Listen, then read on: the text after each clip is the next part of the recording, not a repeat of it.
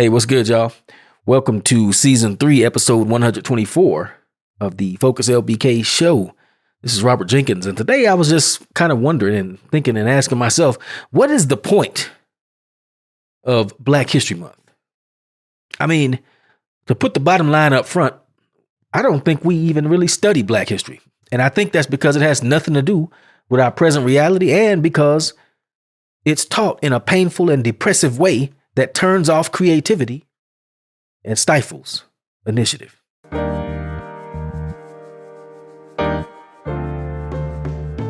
Get ready for news and views from Lubbock, Texas, USA. What's going on and real talk with people who move and do things. This is the Focus LBK Show with your host, Robert Jenkins. Yeah, I really do think that. I think that we don't really study Black history because it's taught in a painful, depressive way, and that it's taught in a way that has nothing to do with our own personal day-to-day lives today. And I say that as somebody who is a Black history buff, or used to be a Black history buff, and it kind of pains me to have to say that. I mean, I'm the cat that back in 91, 92 went to Lubbock High in the LEAP program. I took that program to get over there to Lubbock High. And one of the classes that I took, it was like a magnet program. I took Black history taught by Mrs. Gloria Carter. And Miss Carter, man, she schooled us to everything. She had all the books to read, and I read quite a few of them. She took us on a tour of Black colleges. I mean, we put on all kind of plays and all kind of programs and stuff like that. It was all about Black history. I was all about it. When I went to college, I kept it up. I kept studying Black history really on my own time because I didn't feel like they taught it good. And I went to a Black school. I went to Wiley College, and I felt like they didn't teach Black history right. Yeah. So the point I'm making is, for many decades now, I've been a student of Black history and somebody that enjoys learning about it and thinking about it. And that's why I feel like we should teach it differently. I remember a few weeks ago, and one time a few weeks ago, and another time several months ago, maybe even a year or two ago, I was talking to a good friend of mine and somebody who's a local community leader.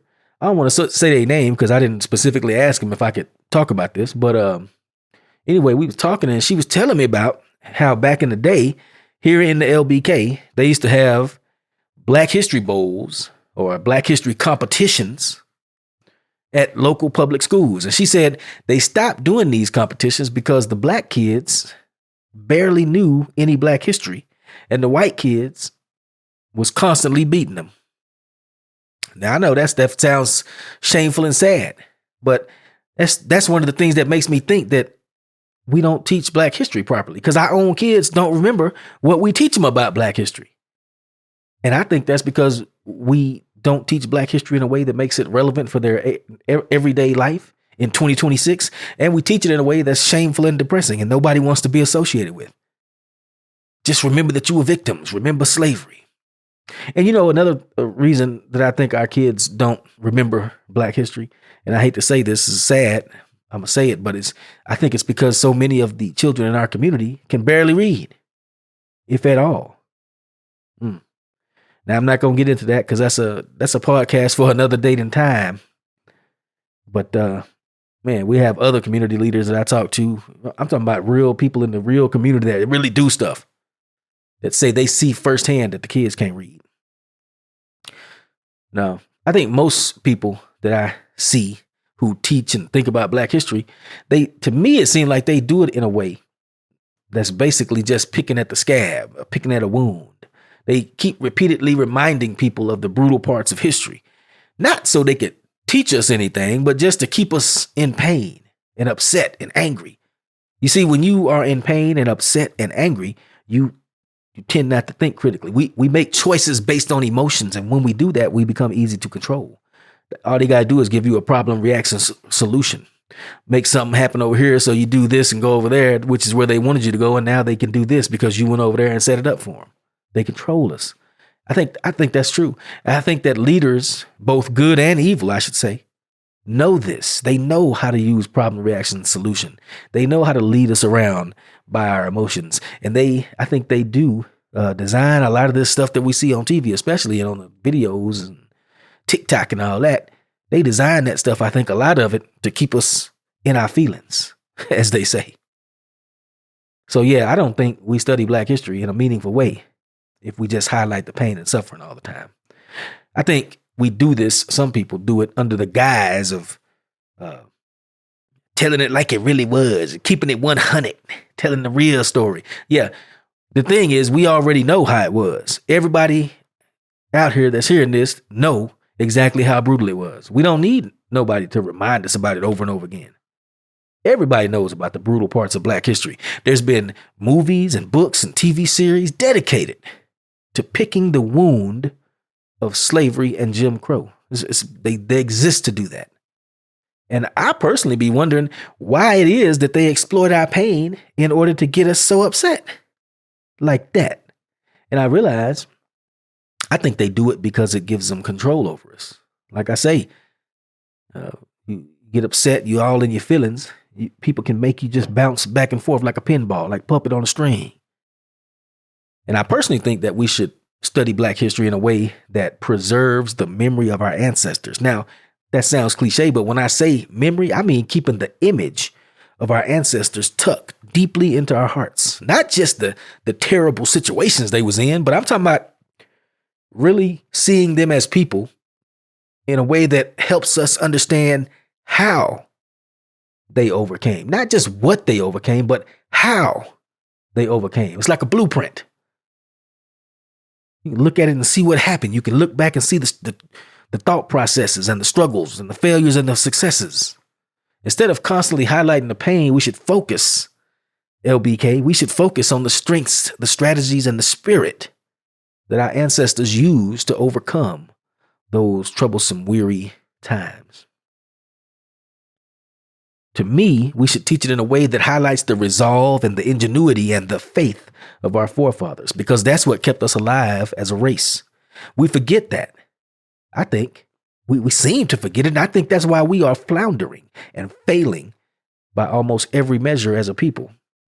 We've been taught that instead of doing what we're supposed to do and get out there and helping ourselves and making it happen, capping, instead of doing that, we're supposed to go vote for so-and-so over here and over there. And that way they can tax us and trick us into slow motion slavery. And in so doing, somehow they'll eventually make a program that's going to help us. Yeah, that's why would you go that direction? Because we forget that our ancestors usually had no reliable forms of government support. Welfare and all that stuff, that didn't exist until like the 60s, the Great Society of Lyndon Baines Johnson. That's when all that stuff started. 1865 up to about 1960s, not quite the 1960s, but almost the 1960s. It wasn't none of that stuff. Basically, I think we should teach Black history and think about Black history, and that means think about ourselves in a way that is relevant to what we face today. The hardships and stuff that we face today. And you know what? I'm going to have to say this. The hardships and the struggles that we face today are essentially nothing, especially compared to what our ancestors already overcame. Least I can say it is whatever we facing today, it ain't due to anybody out there oppressing us except for maybe ourselves. Now, when we teach history, I think we need to focus on the memory of our ancestors' personalities, their life lessons as individuals, not as victims. And I think that we should teach and think about ourselves as potent human beings who overcame vicious chattel slavery and Jim Crow. This way of thinking about it naturally encourages questions like, how did they do that? What did they do in that situation? Why didn't they do it like this? See, to put it in a nutshell, I think we should teach and think about our history the way the old cliche tells us to, as a rear view mirror that helps us navigate the road ahead. Y'all know when you're driving, you definitely got to keep your eyes up and your head on a swivel, hands at 10 and 2 or whatever. You got to do that because you have to safely move forward. You got to know what's going on in front of you. But at the same time, even when you see something happen in front of you, you can't just navigate any kind of way if you don't know exactly what's happening behind you. You got to be aware of what's going on in the rearview mirror to move successfully forward. That's the way you teach history. And I think, to close this off, I think we should be very cautious of people who always out there seeming to try to weaponize the study of the past in a way that evokes shame and outrage. Because again, that shame and that outrage can be easily used to manipulate us. And not only can be, I think it frequently is easily used to manipulate us.